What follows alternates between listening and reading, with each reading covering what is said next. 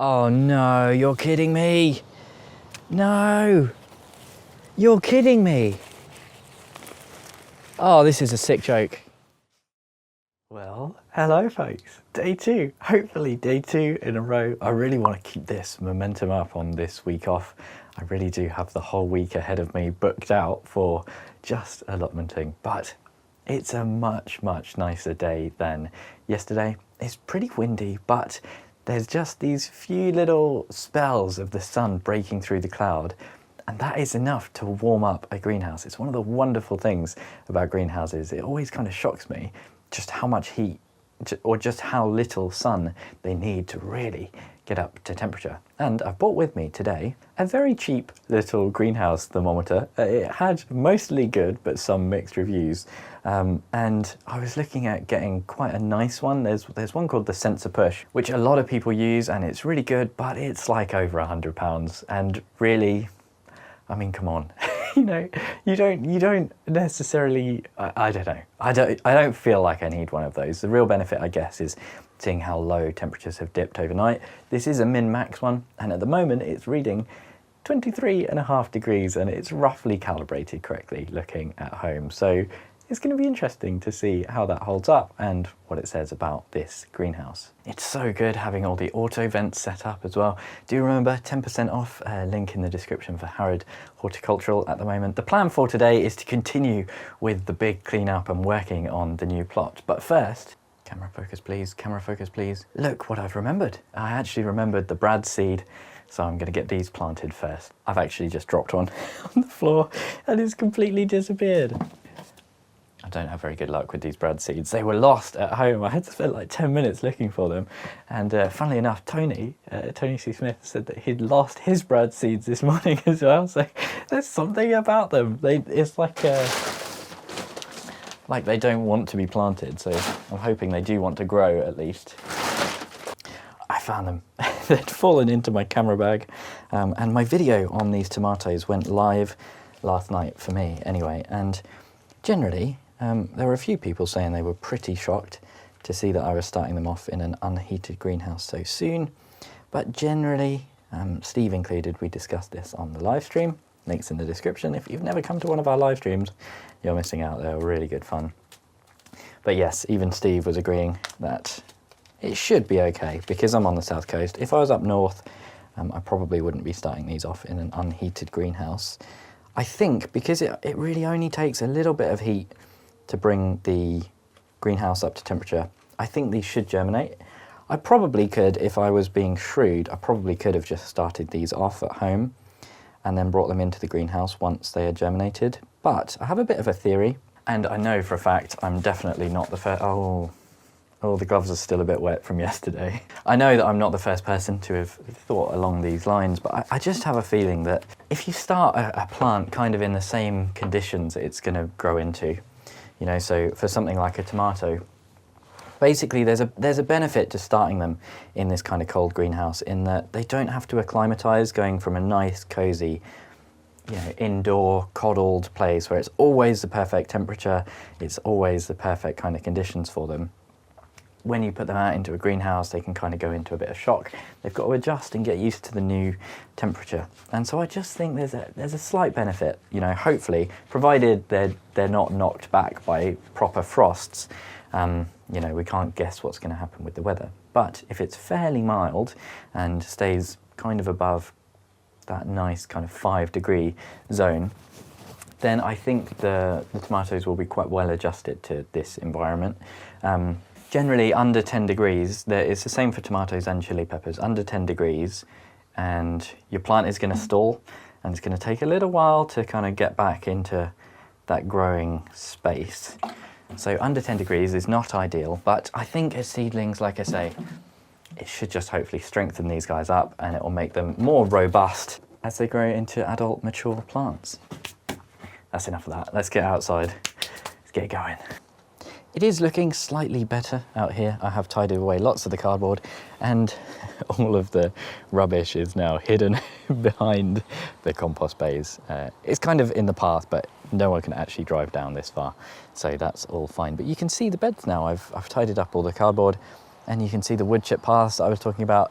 I think maybe this one a little bit broad, but I think it should be nice. It's a little bit of interest. It means a little bit less weeding. I've mulched under here with cardboard, and it just means I can kneel down on the beds, and it's just nice to know that you've got somewhere permanently for walking on. And I'm going to do the same here once these leeks start to come out.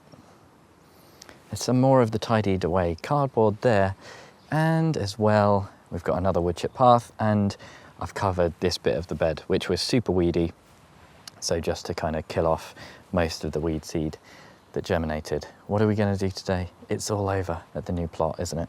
First thing I want to do is go through here, separate the plastic and the soil.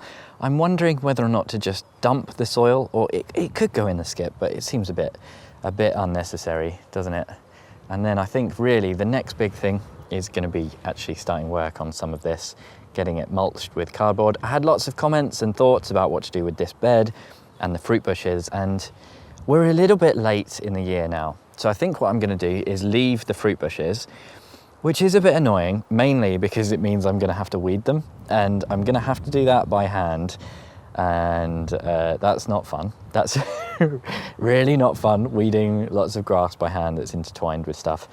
But I am going to sort this out and change the bed structures on here. Don't think it's worth keeping. I'm still not 100% sure what this tree is. Lots of different thoughts on that. But yeah, I want to sort the structure out, but I don't want to kill off all the fruit bushes because it's now spring and it's not really the right time to move them. If we get time, I'm going to have a go at this. You can see over here as well, comments please and advice. I've put this Dalek composter on top of the rhubarb to kind of force it a little bit. Let me show you what it looks like at the moment. It looks like there's all sorts going on in here, and I really don't know what I'm doing when it comes to rhubarb, but there's lots of little nodules here. I don't know if each of these is a crown or a spur or what, but there's bits left, right and everywhere. Left, right and everywhere? You know, all over the place. So I think I'm doing the right thing by trying to force this to get some really nice early sweet rhubarb. But let me know, should I only be kind of forcing half of this or what? I don't know. Help me out, please and thank you. I'll tell you something else I did yesterday as well. I spent a little bit of time in next door's greenhouse, basically kind of reattaching a few bits that were falling off, like some of the rafters and stuff had come undone. So I just redid those bolts just so that if they do come back, I think they've probably abandoned this plot, I'm not certain, but if they do come back, at least the greenhouse won't be completely and utterly destroyed. This builder's bag looks like it's got a really horrible mixture of things. Clear plastic. I think the rest of this is just soil. Soil and snails mainly. You know, I think what I'm probably going to do with this is just dump it under the trees or something like that, but it's too heavy to move. Oh God. Well, I can nearly move it, but I think the bag will split. Don't want to just make a problem for myself later on, because I want to be able to mow under the trees quite easily and that kind of thing. I don't really know what to do with all this. This is the bit up the top that I was thinking, maybe I'll just chuck it down here. And actually I forgot, there's quite a lot of work to do under these fruit trees.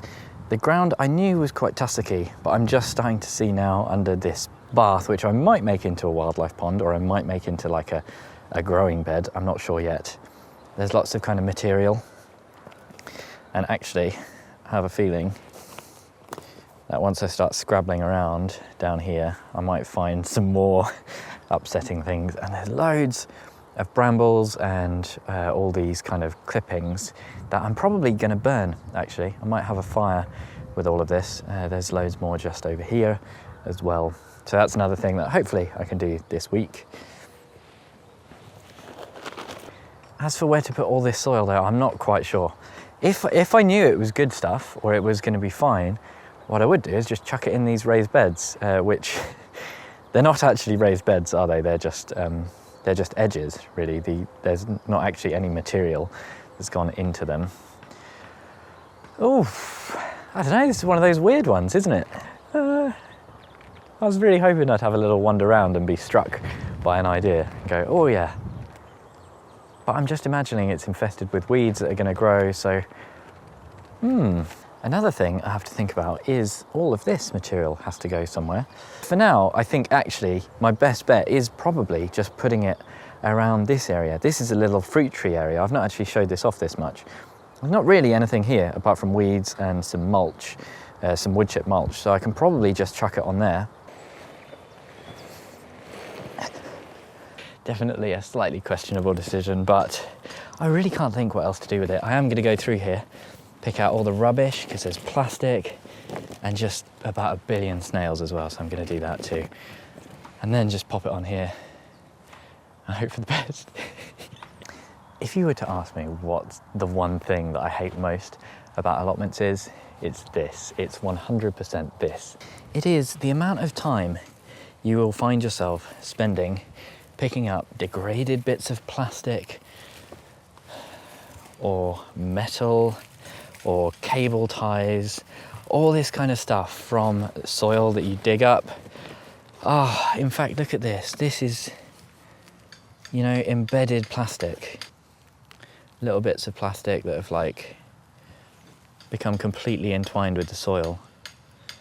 What I'm gonna do, because I don't want to throw this whole lot in the skip, I'm gonna go through and put all the stuff that looks like it's got plastic contamination to one side. But if there's big bits like this, which are just kind of, that was clearly something organic at some point, I'll put that into another pile and that can go on the beds. But oh God, it just takes so much time. Not only is it like gross and frustrating and makes you annoyed about people being irresponsible and plastic pollution and all that kind of thing, that aside, it's just really, really time consuming. It's really frustrating when you think there's just a quick little thing and then you put your spade in the ground and you start finding loads of plastic or, you know, something like this. It's just so annoying. I mean, I should think that by now you guys think of me as the very happy-go-lucky gardener who is almost always smiling and laughing through whatever happens, no matter how bad it is. But this is the one thing that always just, it really stresses me out, you know, like when people mix organic and inorganic waste, right? Like that sounds a bit stupid, but like when you mix plastic with soil and with your weeds or with your bad compost, it's just a nightmare for someone else at some point. Either the whole lot has to get disposed of because it's polluted, or you have to go through on your hands and knees for absolutely ages picking out all the little bits of plastic. Because if you didn't know, plastic, you know, when it breaks down into these kind of microparticles, fruit and vegetables, like they take it up through their roots and you end up with plastic pollution in your crops. And like one of the whole points about growing on allotments is to, you know, avoid that kind of, all the issues that you get with commercial things, fungicides, pesticides, biocides of all kinds. And no matter how long you spend going through all this, there's always going to be some plastic that you miss. So it's just, it really grinds my gears, you know, it really does get to me. But I'm going to get this on the bed and hopefully I'll feel a little bit better afterwards. Please excuse my little rant. Some of what was in here does actually look like decent enough compost. There's quite a few worms and other signs of good life in here. Oh, it's just frustrating when you've got to get all that plastic out, and about 30% of that soil was just full of so many tiny bits that it's going in the skip. There's still little bits in here, tiny little bits that I've missed, but I've done the absolute best I can, and you can't worry about these things too much. And I'm just gonna try and focus on the fact that I've got one horrible job done. It ticked off the list, hurrah. Now it's time for horrible job number 2. I think that really it's time for me to tackle this big old weird composting pile full of things like hose reels,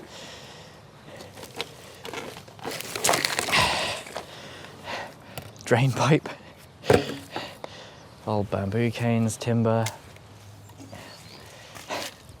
cans of drink.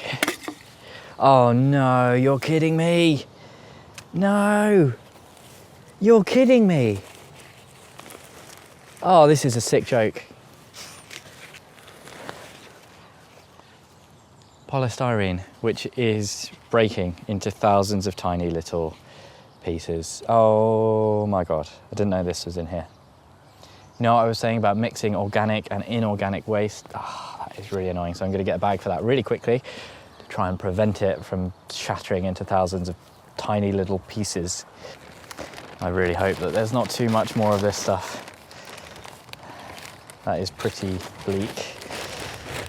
I like the idea of keeping this for leaf mould or something like that. I'm not sure exactly where I could put it. Maybe somewhere in the kind of orchard area. Oh no. What the hell? What was going on here? Maybe someone had the idea for a polystyrene hot composter? Or something like that, but there's more. Oh, what the heck? There's seed trays in here too. I was expecting this might have like a few bits of rubbish, but not. Oh, not like this. The thing is with the polystyrene is you've got to kind of unearth it. I don't want to pull it because it'll just start shredding. The roots have gone into it. The roots of these plants have gone into the polystyrene. What the heck? Why? Just why?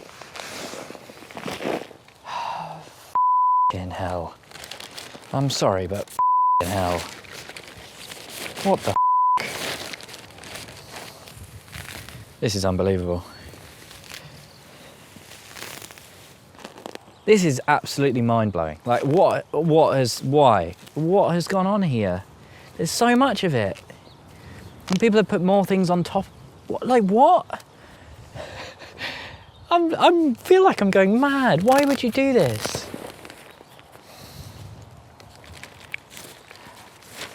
Oh, this is really annoying me. I'm gonna carry on with this and I'll show you all the stuff I've pulled out of here in a while. Just accidentally ripped this. It's not disintegrating into too many pieces, thankfully, which is something, I guess. Good Lord. I was just about to start recording, saying that I think I've got the worst of it now and I can get the fork in there, and I've just come around to this side.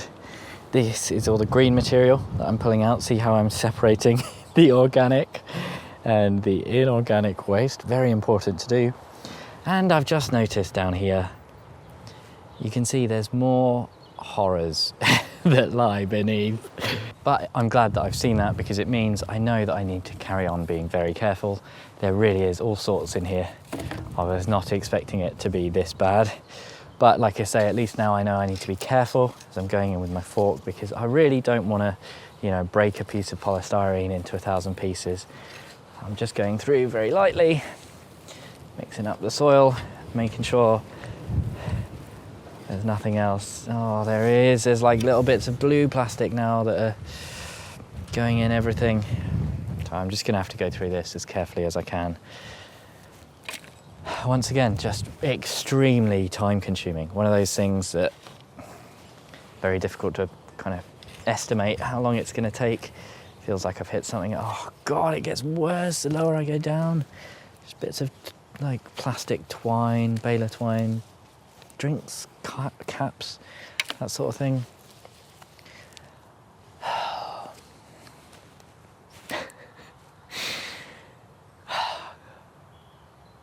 I'm going to carry on. It's going to be okay. I genuinely think this is probably going to take me the rest of the day. I cannot actually believe what I'm seeing. This is, it's appalling. Do you know what I mean? It's shocking. It's really, really, really bad. There is just so much plastic in here. Everywhere I look, just these tiny little bits of kind of, I think it's like blue tarp. And what I'm having to do, because there's so much, is go through here with my hands. And you know what else there is in here? Bloody great big bits of glass. It's not fun. Not having a good one, guys. This is absolutely ridiculous. I just can't believe it, honestly. You've got to be kidding me. So the further down I go into this, the more I realise that it's not actually a compost pile. It's a dump. It's definitely just a big bin that someone has kind of covered up by putting a load of green waste on top of it. Incredibly frustrating, to say the least, to be honest. I'm really, really annoyed. I've just dug up a load of chicken wire. So this is old matted chicken wire that I can't quite pull out. And the deeper I go, the more glass there is, the more plastic there is, the more tarpaulin. Just gutting, really annoying, because it means I can't use any of this. And it's one of those things where when you inherit waste, it becomes your problem. You know, you're now responsible for like the correct disposal of that waste, and I don't want to pollute everywhere else by just chucking it away. I don't want to grow food in it, that's for sure. You know, I don't want potatoes with bits of blue plastic in the middle. So I think, to be honest, what I'm going to have to do is most of the material I'm just going to dump on the paths, which is, you know, crap. It's really crap. I don't want to be putting plastic on the paths. But there's not really anything else I can do. It's all so fine, you know, until I get lower down into the big bits. But this is the closest the channel's ever seen me to losing my rag. Not happy. I'm really not. I was going to do a little joke saying, you know how to cheer me up and link to the Patreon and everything, but it doesn't even feel right. I'm just so annoyed. It's quite sharp. It's quite painful as well. I'm going to end up cutting myself on this, and I'm a flipping glass that's buried in here. Join me tomorrow. We'll see how far I got, and I'm sure I will be in a much better mood. It's just unbelievable. This is genuinely unbelievable.